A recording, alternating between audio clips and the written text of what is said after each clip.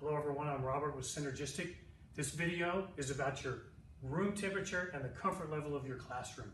But the most important takeaway from this video is this right here. Any question related to the comfort of your room or the energy program in general, email your secretary. That's all you need to know. They know how to get in touch with us. If you email maintenance with a comfort issue, it's going to only slow you down because it's going to come right back to us because we handle 100% of the comfort complaints in the district. You can't email us if your secretary's not there. Just keep in mind that we have a Synergistic email address, not an SAISD email address. So email your secretary, they have our email address. We'll come back to this at the end of the video. Now the number one cost for SAISD utilities is by far and away air conditioning, which means the times that energy is wasted the most is air conditioning. But that also means the greatest savings opportunity lies in air conditioning, which is why most school districts have an automated and online system like we have here at SAISD for our air conditioning and heating needs. Now, the good old days, a long time ago, when I taught, the thermostat was on the wall and the teacher had total control of their AC unit. I kind of miss those days, but it wasn't a very energy efficient system. And the reason being, the number one way we waste energy in a district is when we air condition an unoccupied and empty room. And it happens more often than you think. So that's why we are automated here in SAISD, so you don't have control of the system. However, I'd like to think of it as a convenience factor for the teacher. What do I mean by that? Well, when you arrive in the morning, your AC is already going. And by the time the students arrive for the tardy bell, it should be at set point. At the end of the day, you don't have to think, oh my gosh, did I remember to turn my AC unit off? Is it going to run all night? It's automatically going to go off. As a matter of fact, if you want to stay later, all you have to do is go to the wall and punch a button and your AC comes back on automatically for an extra hour's worth of air, and you're good to go, and you can do that on the weekends too. So that's what we have here in SAISD. Now remember, the system is automatic, which means it's only going to run in cooling mode or heat mode.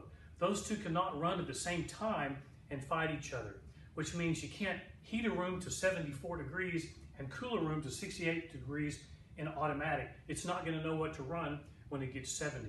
So what we've done in SAISD is there's got to be a little band of about 5 degrees between heating and cooling, and that's our comfort zone that the board has approved in the energy guidelines so that there's a consistent temperature from room to room throughout the district based on student comfort. So what is that 5-degree range? It's 68 to 73 degrees. That's the temperature that we want your room to be at all times. So but if it's not that temperature, or if it feels like it's not working, of course, the number one thing is to email your secretary.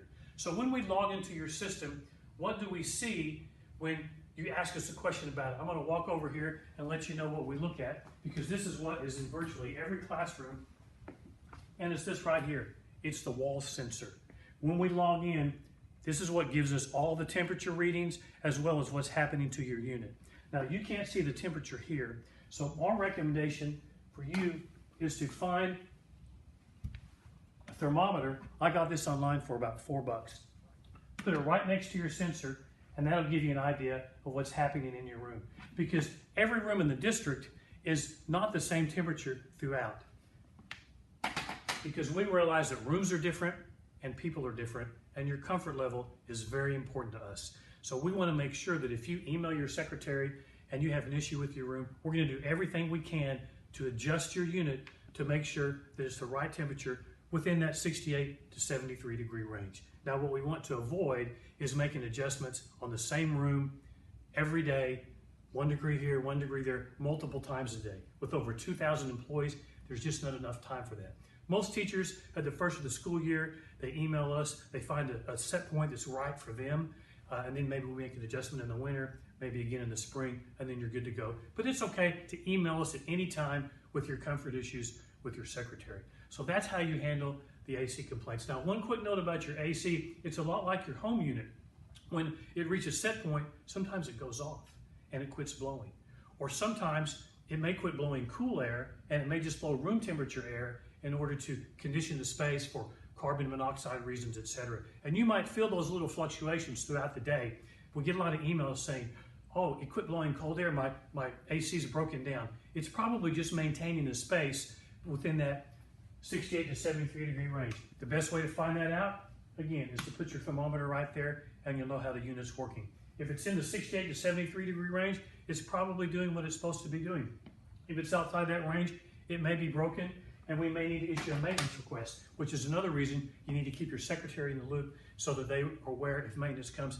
And by the way, maintenance in SAISD does a great job of getting there very quickly to solving your problem. So again, email your secretary with any comfort issues with your AC, and we're going to do everything we can to help adjust that for you.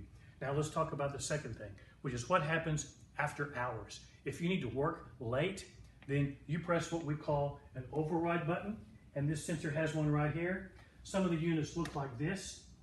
I prefer to call it an on button because override gives the mistaken belief that a teacher can press this during the day and then it's going to change their room. It doesn't do anything during the day. As a matter of fact, it can even shut your unit off. People will say, I've been pressing this button and I'm muggy and I'm hot and it's not changing anything, because it doesn't do anything.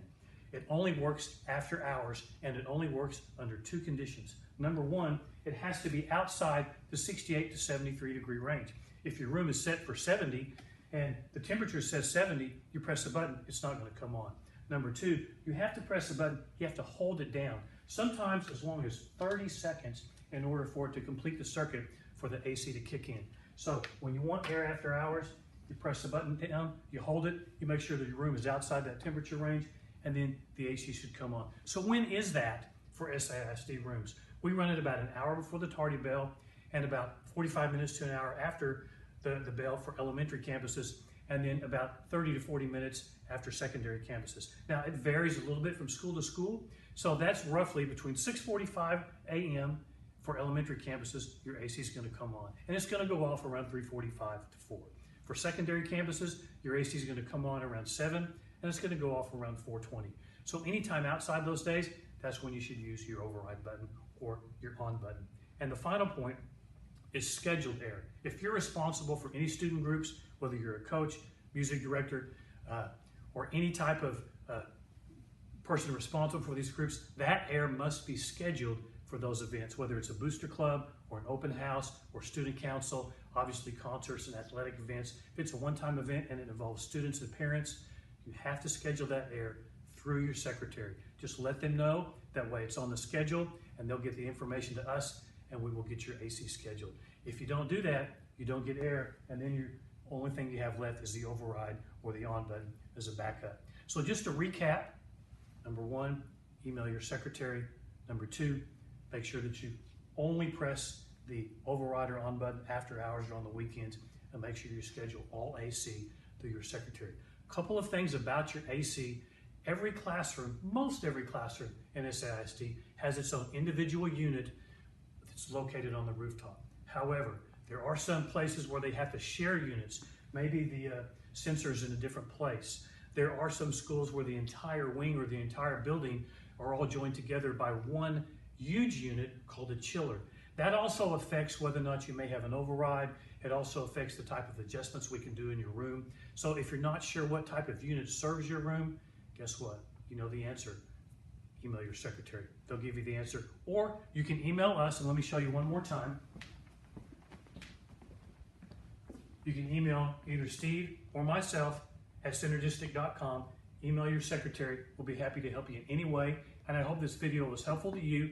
Have a great year. Thanks for watching.